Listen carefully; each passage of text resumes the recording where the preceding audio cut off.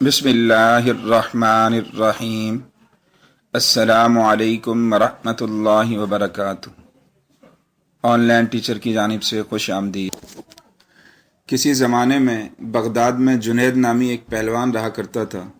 پورے بغداد میں اس پہلوان کے مقابلے کا کوئی نہ تھا۔ بڑے سے بڑا پہلوان بھی اس کے سامنے زیر تھا۔ کیا مجال کہ کوئی اس کے سامنے نظر ملا سکے۔ یہی وجہ تھی کہ شاہی دربار میں اس کو بڑی عزت کی نگاہ سے دیکھا جاتا تھا اور بادشاہ کی نظر میں اس کا خاص مقام تھا۔ ایک دن جنید پہلوان بادشاہ کے دربار میں اراکین سلطنت کے ہمراہ بیٹھا ہوا تھا کہ شاہی محل کے صدر دروازے پر کسی نے دستک دی۔ خادم نے آ کر بادشاہ کو بتایا کہ ایک کمزور اور ناتواں شخص دروازے پر کھڑا ہے جس کا بوسیدہ لباس ہے۔ کمزوری کا یہ عالم ہے کہ زمین پر کھڑا ہونا مشکل ہو رہا ہے۔ اس نے یہ پیغام بھیجا ہے کہ جنید کو میرا پیغام پہنچا دو کہ وہ کشتی میں میرا چیلنج قبول کرے۔ بادشاہ نے حکم جاری کیا کہ اسے دربار میں پیش کرو۔ اجنبی لڑکھڑاتے پیروں سے دربار میں حاضر ہوا۔ وزیر نے اجنبی سے پوچھا، تم کیا چاہتے ہو؟ اجنبی نے جواب دیا، میں جنید پہلوان سے کشتی لڑنا چاہتا ہوں۔ وزیر نے کہا، چھوٹا منہ بڑی بات نہ کرو۔ کیا تمہیں معلوم نہیں کہ جنید کا نام سن کر بڑے بڑے پہلوانوں کو پسینہ آ جاتا ہے؟ پورے شہر میں اس کے مقابلے کا کوئی نہیں، اور تم جیسے کمزور شخص کا جنید سے کشتی لڑنا تمہاری ہلاکت کا سبب بھی ہو سکتا ہے۔ اجنبی نے کہا کہ جنید پہلوان کی شہرت ہی مجھے کھینچ کر لائی ہے، اور میں آپ پر یہ ثابت کر کے دکھاؤں گا کہ جنید کو شکست دینا ممکن ہے۔ میں اپنا انجام جانتا ہوں۔ آپ اس بحث میں نہ پڑیں بلکہ میرے چیلنج کو قبول کیا جائے۔ یہ تو آنے والا وقت بتائے گا کہ شکست کس کا مقدر ہوتی ہے۔ جنید پہلوان بڑی حیرت سے آنے والے اجنبی کی باتیں سن رہا تھا۔ بادشاہ نے کہا، اگر سمجھانے کے باوجود یہ بضد ہے تو اپنے انجام کا یہ خود ذمہ دار ہے، لہٰذا اس کا چیلنج قبول کر لیا جائے۔ بادشاہ کا حکم ہوا اور کچھ ہی دیر کے بعد تاریخ اور جگہ کا اعلان کر دیا گیا، اور پورے بغداد میں اس چیلنج کا تہلکہ مچ گیا۔ ہر شخص کی یہ خواہش تھی کہ اس مقابلے کو دیکھے۔ تاریخ جوں جوں قریب آتی گئی، لوگوں کا اشتیاق بڑھتا گیا۔ ان کا اشتیاق اس وجہ سے تھا کہ آج تک انہوں نے تنکے اور پہاڑ کا مقابلہ نہیں دیکھا تھا۔ دور دراز ملکوں سے بھی سیاح یہ مقابلہ دیکھنے کے لیے آنے لگے۔ جنید کے لیے یہ مقابلہ بہت پراسرار تھا اور اس پر ایک انجانی سی ہیبت طاری ہونے لگی۔ انسانوں کا ٹھاٹھے مارتا سمندر شہر بغداد میں امنڈ آیا تھا۔ جنید پہلوان کی ملک گیر شہرت کسی تعارف کی محتاج نہ تھی۔ اپنے وقت کا مانا ہوا پہلوان آج ایک کمزور اور ناتواں انسان سے مقابلے کے لیے میدان میں اتر رہا تھا۔ اکھاڑے کے اطراف لاکھوں انسانوں کا ہجوم اس مقابلے کو دیکھنے کے لیے آیا ہوا تھا۔ بادشاہ وقت اپنے سلطنت کے اراکین کے ہمراہ اپنی کرسیوں پر بیٹھ چکے تھے۔ جنید پہلوان بھی بادشاہ کے ہمراہ آ گیا تھا۔ سب لوگوں کی نگاہیں اس پراسرار شخص پر لگی ہوئی تھی جس نے جنید جیسے نامور پہلوان کو چیلنج دے کر پوری سلطنت میں تہلکہ مچا دیا تھا۔ مجمع کو یقین نہیں آ رہا تھا کہ اجنبی مقابلے کے لیے آئے گا، پھر بھی لوگ شدت سے اس کا انتظار کرنے لگے۔ جنید پہلوان میدان میں اتر چکا تھا۔ اس کے حامی لمحہ بلمحہ نعرے لگا کر حوصلہ بلند کر رہے تھے کہ اچانک وہ اجنبی لوگوں کے صفوں کو چیرتا ہوا اکھاڑے میں پہنچ گیا۔ ہر شخص اس کمزور اور ناتواں شخص کو دیکھ کر حیرت میں پڑ گیا کہ جو شخص جنید کی ایک پھونک سے اٹھ جائے، اس سے مقابلہ کرنا دانش مندی نہیں، لیکن اس کے باوجود سارا مجمع دھڑکتے دل کے ساتھ اس کشتی کو دیکھنے لگا۔ کشتی کا آغاز ہوا، دونوں آمنے سامنے ہوئے، ہاتھوں میں ہاتھ ڈالے گئے، پنجہ آزمائی شروع ہوئی۔ اس سے پہلے کہ جنید کوئی داؤ لگا کر اجنبی کو زیر کرے، اجنبی نے آہستہ سے جنید سے کہا، اے جنید، ذرا اپنے کان میرے قریب لاؤ، میں آپ سے کچھ کہنا چاہتا ہوں۔ اجنبی کی باتیں سن کر جنید قریب ہوا اور کہا، کیا کہنا چاہتے ہو؟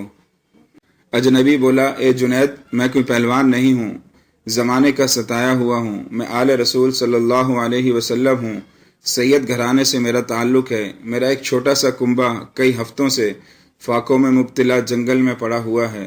چھوٹے چھوٹے بچے شدت بھوک سے بے جان ہو چکے ہیں۔ خاندانی غیرت کسی سے دست سوال نہیں کرنے دیتی۔ سید زادیوں کے جسم پر کپڑے پھٹے ہوئے ہیں، بڑی مشکل سے یہاں تک پہنچا ہوں۔ میں نے اس امید پر تمہیں کشتی کا چیلنج دیا ہے کہ تمہیں حضور اکرم صلی اللہ علیہ وسلم کے گھرانے سے عقیدت ہے۔ آج خاندان نبوت کی لاج رکھ لیجئے۔ میں وعدہ کرتا ہوں کہ آج اگر تم نے میری لاج رکھی تو کل میدان محشر میں اپنے نانا جان سے عرض کر کے فتح و کامرانی کا تاج تمہارے سر پر رکھواؤں گا۔ تمہاری ملک گیر شہرت اور اعزاز کی ایک قربانی خاندان نبوت کے سوکھے ہوئے چہروں کی شادابی کے لیے کافی ہوگی۔ تمہاری یہ قربانی کبھی بھی ضائع نہیں ہونے دی جائے گی۔ اجنبی شخص کے یہ چند جملے جنید پہلوان کے جگر میں اتر گئے۔ اس کا دل گھائل اور آنکھیں اشک بار ہو گئی۔ سید زادے کی اس پیشکش کو فوراً قبول کر لیا اور اپنی شہرت، عزت، عظمت آل رسول صلی اللہ علیہ وسلم پر قربان کرنے میں ایک لمحے کی تاخیر نہ کی۔ فوراً فیصلہ کر لیا کہ اس سے بڑھ کر میری عزت، ناموس کا اور کون سا موقع ہو سکتا ہے کہ دنیا کی اس محدود عزت کو خاندان نبوت کی اڑتی ہوئی خاک پر قربان کر دوں۔ اگر سید گھرانے کی مرجھائی ہوئی کلیوں کی شادابی کے لیے میرے جسم کا خون کام آ سکتا ہے تو جسم کا ایک ایک قطرہ تمہاری خوشحالی کے لیے دینے کے لیے تیار ہوں۔ جنید فیصلہ دے چکا، اس کے جسم کی توانائی اب سلب ہو چکی تھی۔ اجنبی شخص سے پنجہ آزمائی کا مظاہرہ شروع کر دیا۔ کشتی لڑنے کا انداز جاری تھا، پینترے بدلے جا رہے تھے کہ اچانک جنید نے ایک داؤ لگایا۔ پورا مجمع جنید کے حق میں نعرے لگا رہا تھا۔ جوش و خروش بڑھتا گیا۔ جنید داؤ کے جوہر دکھاتا تو مجمع نعروں سے گونج اٹھا۔ دونوں گتھم گتھا ہو گئے۔ یکایک لوگوں کی پلکیں جھکی، دھڑکتے دل کے ساتھ آنکھیں کھلی تو ایک ناقابل یقین منظر آنکھوں کے سامنے آ گیا۔ جنید چاروں شانے چت پڑا تھا اور خاندان نبوت کا شہزادہ سینے پر بیٹھے فتح کا پرچم بلند کر رہا تھا۔ پورے مجمع پر سکتہ طاری ہو چکا تھا۔ حیرت کا طلسم ٹوٹا اور پورے مجمع نے سید زادے کو گود میں اٹھا لیا۔ میدان کا فاتح لوگوں کے سروں پر سے گزر رہا تھا۔ ہر طرف انعام و اکرام کی بارش ہونے لگی۔ خاندان نبوت کا یہ شہزادہ بیش بہا قیمتی انعامات لے کر اپنی پناہ گاہ کی طرف چل دیا۔ اس شکست سے جنید کا وقار لوگوں کے دلوں سے ختم ہو چکا تھا۔ ہر شخص انہیں حقارت سے دیکھتا گزر رہا تھا۔ زندگی بھر لوگوں کے دلوں پر سکہ جمانے والا آج انہی لوگوں کے طعنوں کو سن رہا تھا۔ رات ہو چکی تھی، لوگ اپنے اپنے گھروں کو جا چکے تھے۔ عشاء کی نماز سے فارغ ہو کر جنید اپنے بستر پر لیٹا۔ اس کے کانوں میں سید زادے کے وہ الفاظ بار بار گونجتے رہے، آج میں وعدہ کرتا ہوں اگر تم نے میری لاج رکھ لی تو کل میدان محشر میں اپنے نانا جان سے عرض کر کے فتح و کامرانی کا تاج تمہارے سر پر رکھواؤں گا۔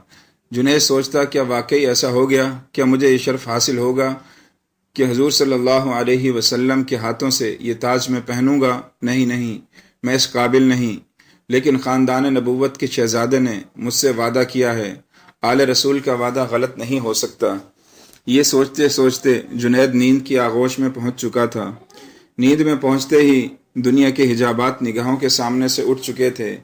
ایک حسین خواب گاہوں کے سامنے تھا۔ گنبد خضرا کا سبز گنبد نگاہوں کے سامنے تھا، جس سے ہر سمت روشنی بکھرنے لگی۔ ایک نورانی ہستی جلوہ فرما ہوئی، جن کے حسن و جمال سے جنید کی آنکھیں نور سے بھر گئی۔ دل کیف و سرور میں ڈوب گیا۔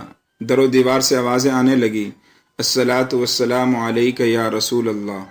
جنید سمجھ گئے یہ تو میرے آقا ہیں جن کا میں کلمہ پڑھتا ہوں۔ فوراً قدموں سے لپٹ گئے۔ حضور صلی اللہ علیہ وسلم نے فرمایا، اے جنید اٹھو، قیامت سے پہلے اپنی قسمت کی سرفرازی کا نظارہ کرو۔ نبی زادوں کے ناموس کے لیے شکست کی ذلتوں کا انعام قیامت تک قرض رکھا نہیں جائے گا۔ سر اٹھاؤ، تمہارے لیے فتح و کرامت کی دستار لے کر آیا ہوں۔ آج سے تمہیں عرفان و تقرب کے سب سے اونچے مقام پر فائز کیا جاتا ہے۔ تمہیں اولیاء کرام کی سروری کا اعزاز مبارک ہو۔ ان کلمات کے بعد حضور صلی اللہ علیہ وسلم نے جنید پہلوان کو سینے سے لگایا۔ اس موقع پر حضور صلی اللہ علیہ وسلم نے حالت خواب میں جنید کو کیا کچھ عطا کیا، اس کا اندازہ لگانا مشکل ہے۔ اتنا ضرور لگایا جا سکتا ہے کہ جب جنید نیند سے بیدار ہوئے تو ساری کائنات چمکتے ہوئے آئینے کی طرح ان کی نگاہوں میں آ گئی تھی۔ ہر ایک کے دل جنید کے قدموں پر نثار ہو چکے تھے۔ بادشاہ وقت نے اپنا قیمتی تاج سر سے اتار کر ان کے قدموں میں رکھ دیا تھا۔ بغداد کا یہ پہلوان آج حضرت جنید بغدادی رحمۃ اللہ علیہ کے نام سے سارے عالم میں مشہور ہو چکا تھا۔ ساری کائنات کے دل ان کے لیے جھک چکے تھے۔